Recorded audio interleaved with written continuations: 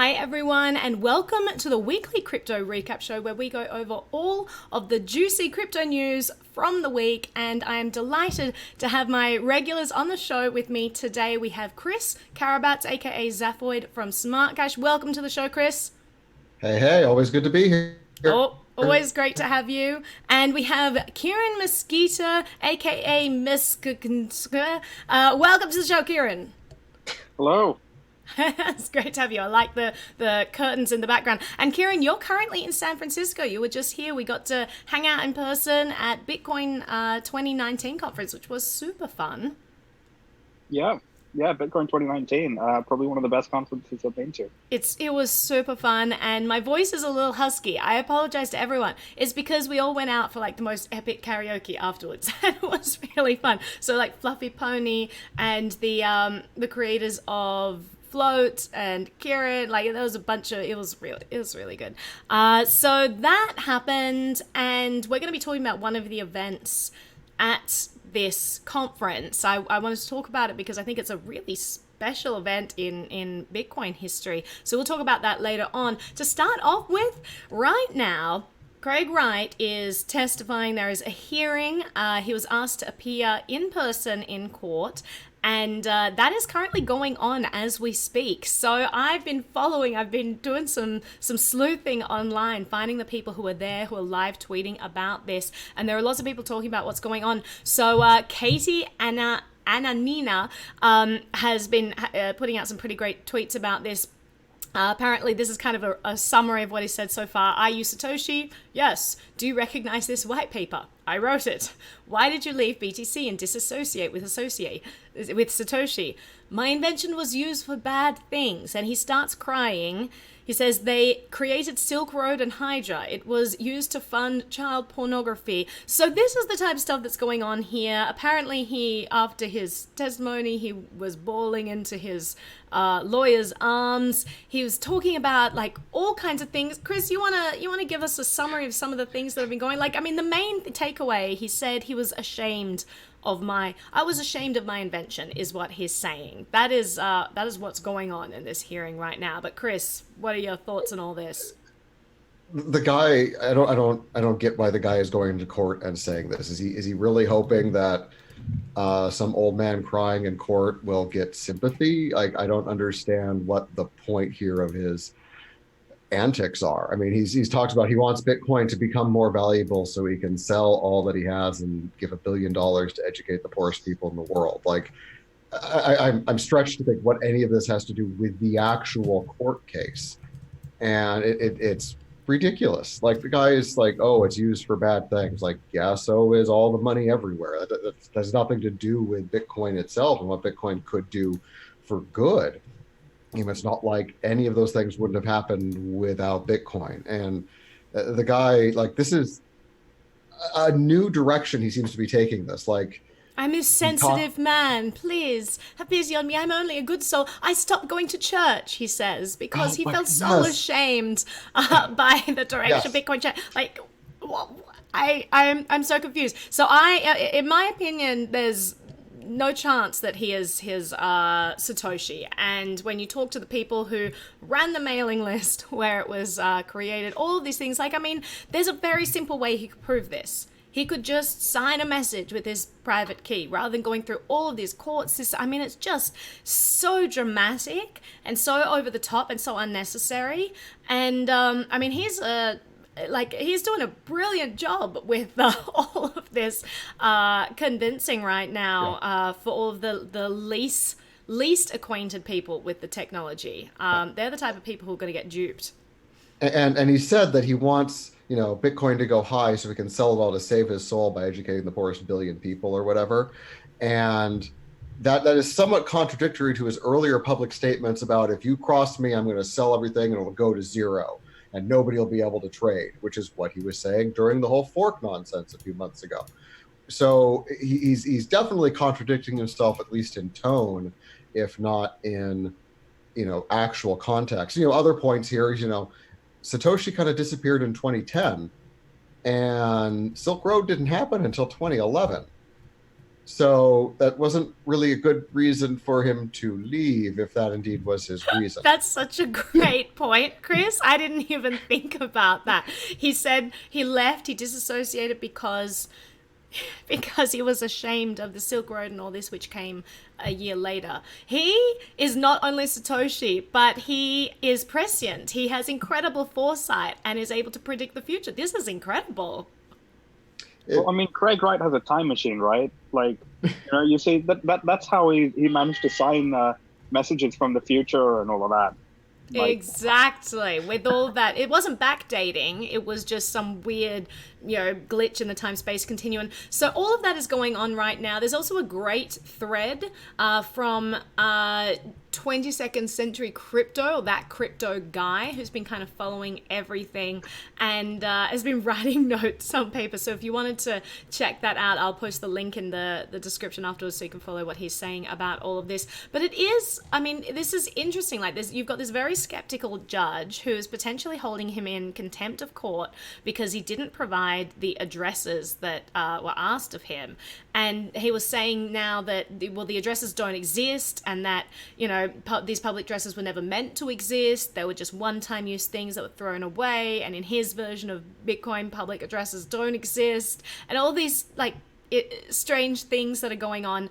And, the Kleiman side of it, they're going to argue how if things are held in this tulip trust that he seems to say everything is held in, then there are, who are the other people who hold the different parts of the keys necessary to access that information? Why not get the information off them? Are they all just missing they've fallen off the face of the earth, no one can find them, or they've since passed away, or it's all just very convenient that he is this one remaining person, he can't access this stuff.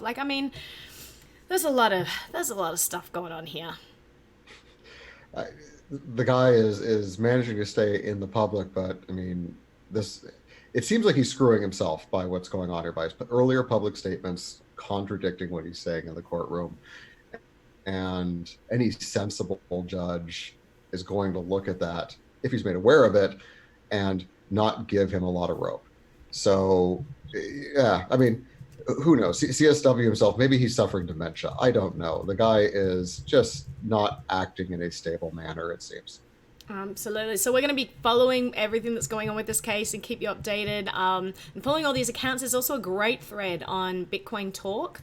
So they're tweeting in the forum all of the things that are going on. They're kind of scouring the internet for updates on this. So it's a great resource for people who want to keep up to date. And yeah, I'll be following this and letting you guys know. Let's move on because I don't want to spend the whole show talking about Craig Wright. Please.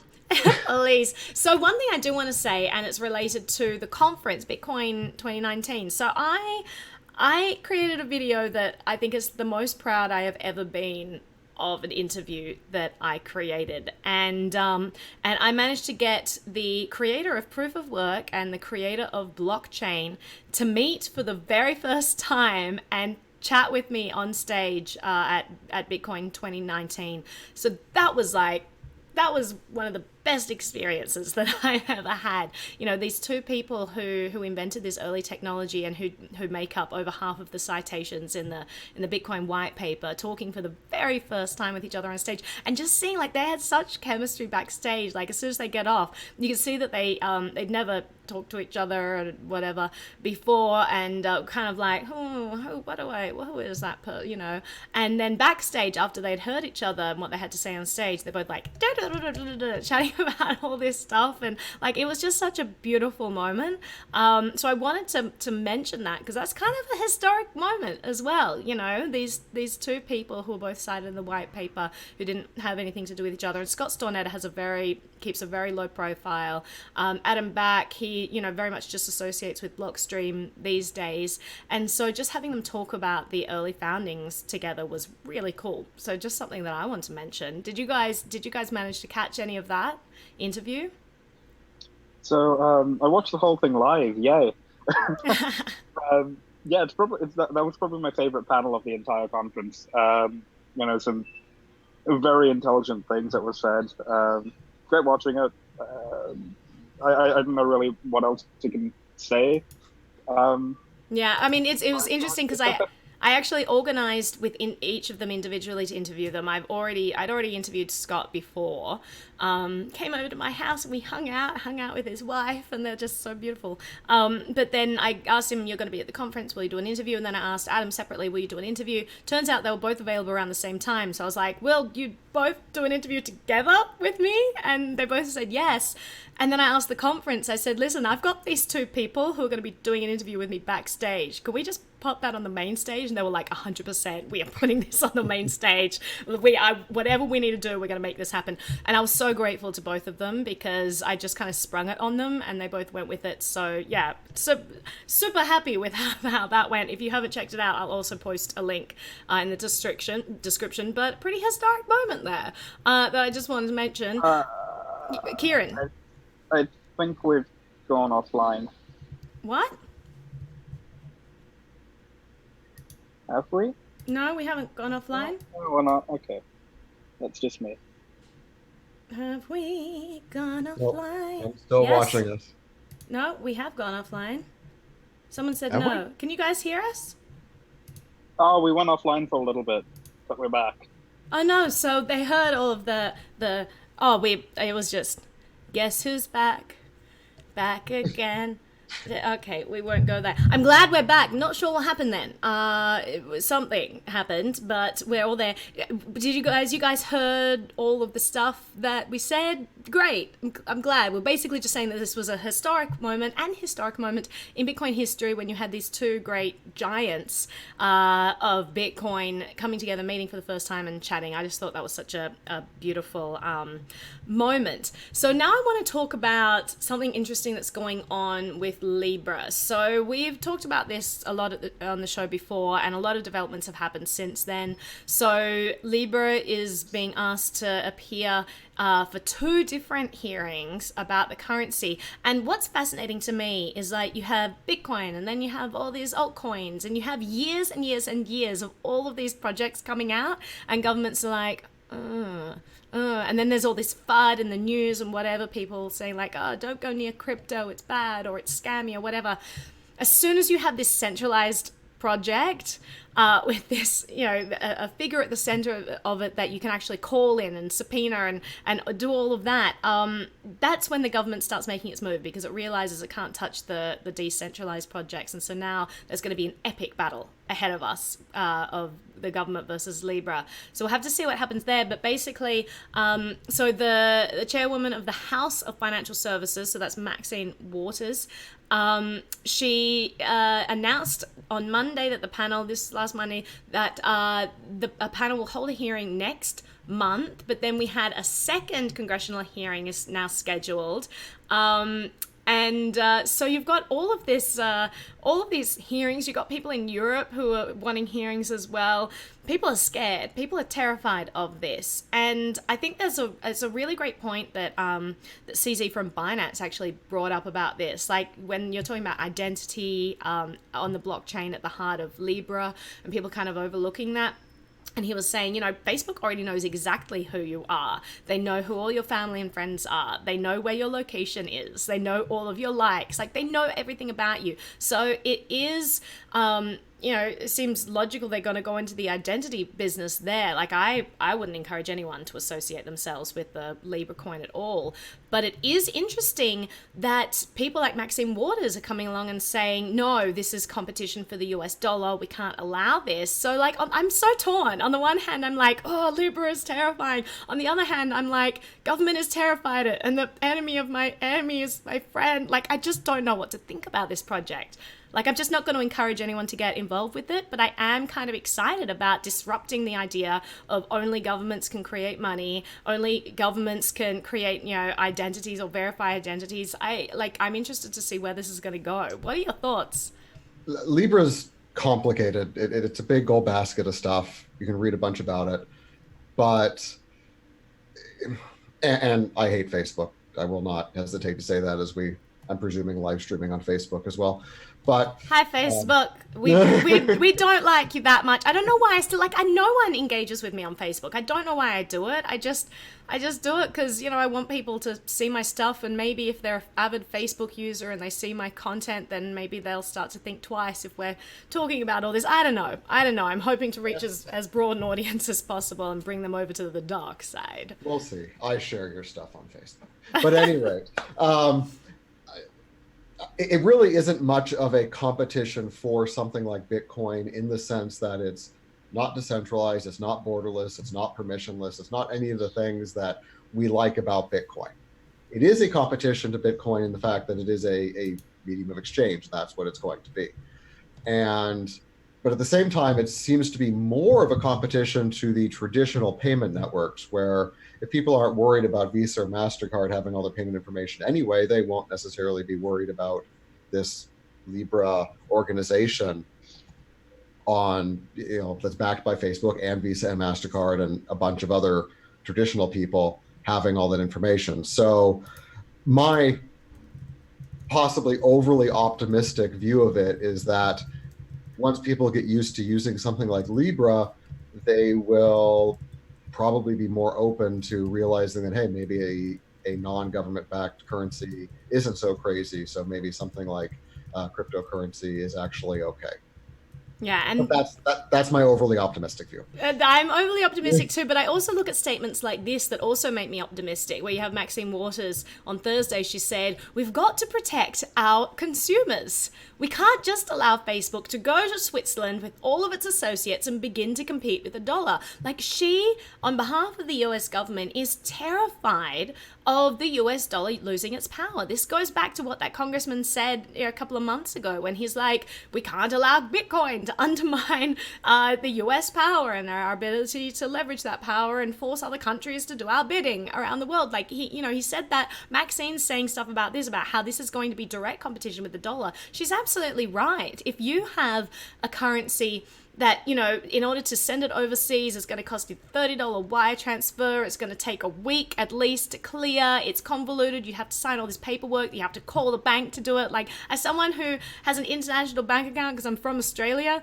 that process is so convoluted and it's ridiculous. And then you get the most terrible exchange rates as well. If you have a choice between that system and a system where you might have this token that can seamlessly just be sent to someone who lives in another country, obviously this is competition for the US dollar. It makes perfect sense why politicians are worried about this. Yeah, and it'll be interesting to see how that goes, how much AML KYC stuff they do, how much overhead they try to force on it. But Facebook's a pretty big player. I mean, if these 1.7 billion users put in a couple percent of their net worth in here to or their cash on hand in here to be able to spend, they'll suddenly be one of the biggest banks in the world. I mean, that's just how this will go, which has to scare all the big banks and all the politicians they've bought off. It has to scare the big banks, and also I hope that, and I've said this before, I hope this starts to spark some questions about financial privacy, because you have this largest now sort of bank in the world who also has, it's one of the largest pools of data on you. And all of these things combined, this should start to get people to question how much information they should be sharing with the internet. How private are you being? How careful are you being? Information, and I hope that this starts to get people to question why we don't have financial privacy as a right. She said and then wandered off. Well, I'm right here, guys. Okay. I'm right here. I wonder if we're not streaming anymore. What's going on? What's going on? Can you guys hear me? I'm right here.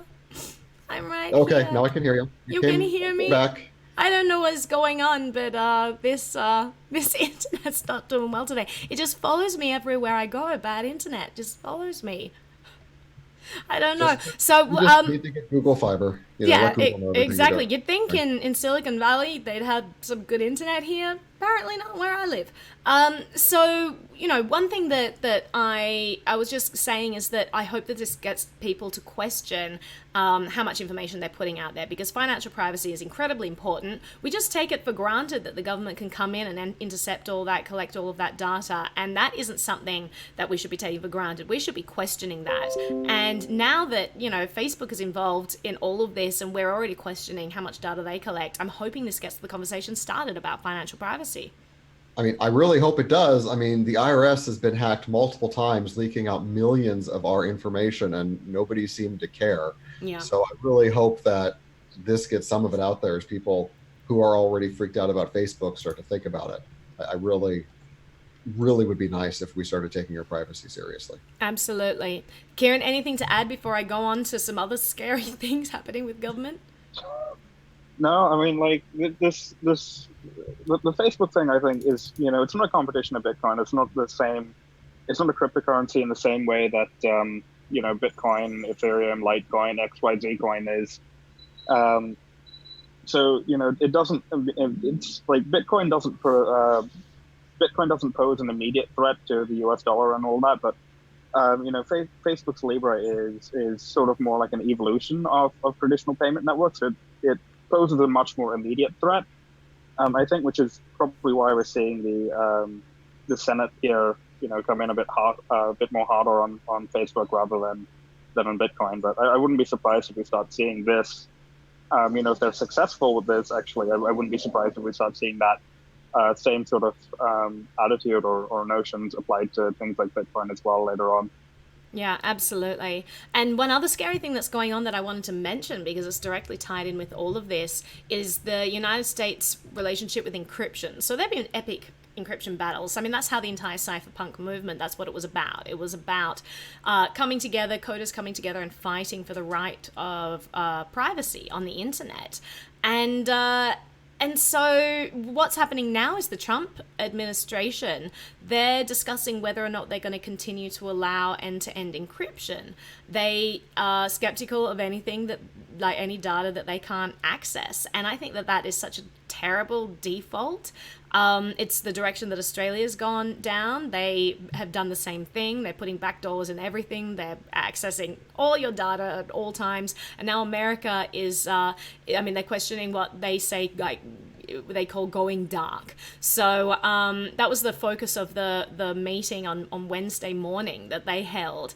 And you had different officials from all these key agencies basically saying, are we going to allow end-to-end encryption? That's a terrifying thing that they are questioning right now. And I really hope that people get mobilized about this, because, encryption is absolutely necessary for everything we do online. It's necessary. Like, we couldn't have financial transactions online. I mean, we couldn't have any of this stuff. And if they start to say that, we've got to have backdoors and everything, that's going to be the end. That's an Orwellian nightmare right there. And I hate the default that the media goes to, where they're talking about, oh, well, it's, helpful for catching people. It's like this. No, just having like a dragnet capture of all of our data isn't helpful for any of that stuff. It's a complete misconception. It has never proven to be helpful. What it's helpful for is collecting every bit of information on people, so that if they want to get something on you, then they have this vast reservoir of information that they can go back through and, and find things to pin you on.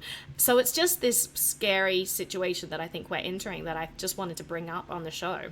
Yeah, the criminals will use non-compliant encryption. It'll be available. It's impossible for them to make it not available.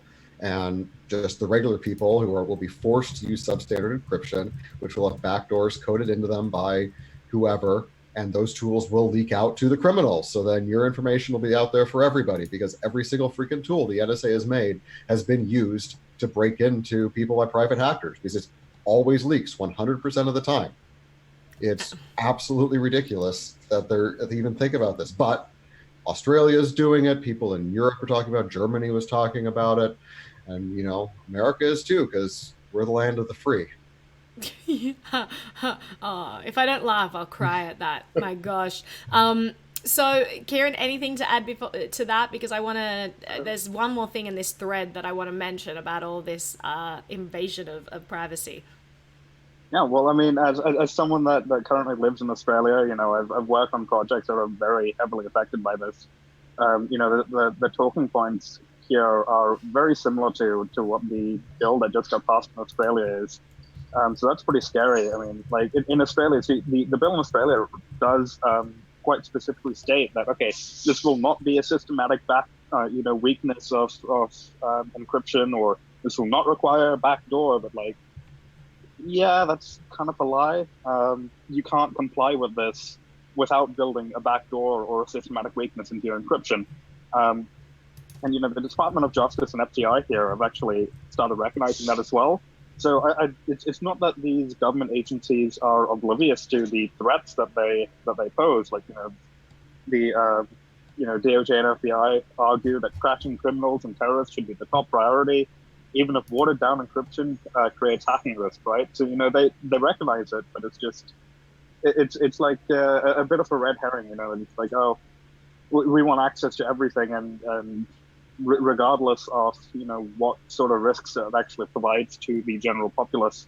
So this isn't going to protect people better. It's very clearly going to harm people that just doing the right thing.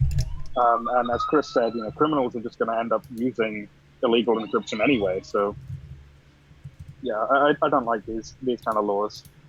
No, I don't think any of us do. Everyone's talking in the chat at the moment about the Bitcoin price, so I'm really glad you keep an eye on that for us too. It's pumping right now. We'll keep an eye on that, but I still want to stick on the government side of things. And you've got another revolving door situation here that I wanted to bring up. So Chain Analysis, they're a blockchain analytic company that track transactions, etc. So they just hired a top official from one of the main US anti-money laundering agencies, and this is to help them comply with the new ruling that was just put out by FATF. So last week, FATF put out this ruling. It's called the travel rule. Basically means that all data on an individual needs to be transferred between exchanges. So they need to know who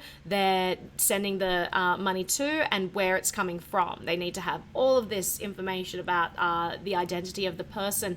And so they've just put that into effect. And I'm not sure whether it's in effect at the moment, but they did just pass that. And so now you have Chain Analysis hiring ex-government officials involved in all of this to help them. They're going onto the board. So Mike Mosier was the former Chief of Strategic Advancement and Tactical Development at FinCEN, and he just joined Chain Analysis as Chief Technical Counsel. I mean, this travel rule, it's like all of this stuff is all just about collecting data on people and being able to control movement of funds and control decisions and everything.